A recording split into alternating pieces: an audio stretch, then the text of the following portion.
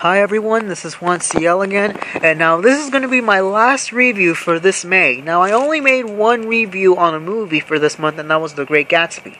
Now this is my second and last review for this month of May, and that is WWF SmackDown Just Bring It.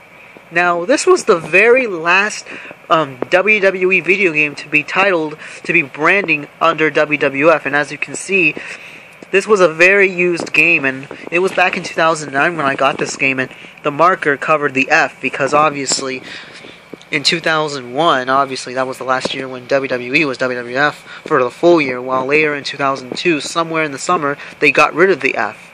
Because, of course, they got sued, remember? Because there was the other WWF, World Wildlife Fund. Yeah, that other WWF. That's why they changed from the F to the E.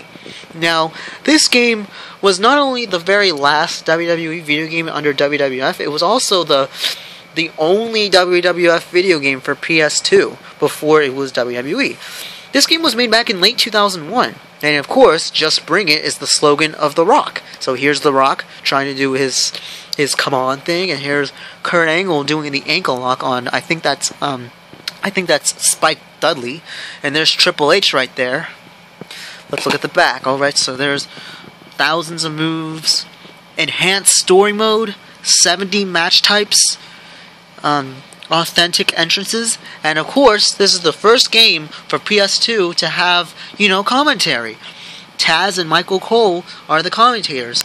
From the previous game, SmackDown and SmackDown 2 Know Your Role for PlayStation, there was no commentary.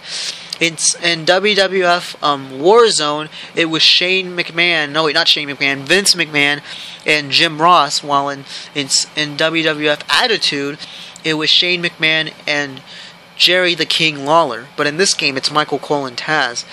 In SmackDown Shut Your Mouth, it's Jim Ross and Jerry the King Lawler. And then finally in SmackDown Here Comes the Pain, there's no commentary. So that was a little disappointing. But for this game is like an upgrade of the previous PlayStation games, but with slightly better graphics and a lot of annoying commentary. The controls are really fluent and it's very fast-paced. The only problem with this game is the saving memory. Wow. If you look real closely, it says the memory is 4,173 KBs. I don't know what KB stands for, but that's a lot of memory. That's like more than half of your entire memory card. You're probably going to need an empty memory card to save this game. This game has so much space. And to make things even more surprising, this game has 8 players. That's right, 8 players. This is the only game that I've ever had that has 8 players. Because, of course, there's an 8-man Battle Royal match. And there's also the Royal Rumble, which has 8 people. But now, recently, there's only 6 characters limit and not 8. You're probably going to need a lot of multi-tap for PS2. If this game was also for GameCube, you're probably going to need a multi-tap for like 4 extra players. Because, of course, even though there's already 4 control ports on GameCube, you'll probably need another multi-tap for like 6 or 8 players. And as for PlayStation gamers, you're probably going to need like 2 for another 4 or 6 players. But overall, this game is fun, it's addictive, it's memorable. The announcer, not the announcer of the matches, that's Howard Finkel. I'm talking about the announcer in the main menu with the caution or the attention. That announcer is just hilarious. You get to hear him announce everything in the menu. Well, not exactly everything, just a few parts.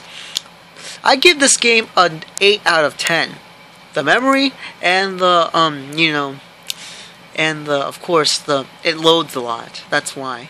Well, not really. It only loads on the very beginning of the game, but the main issue is the saving. I mean, that's too much memory.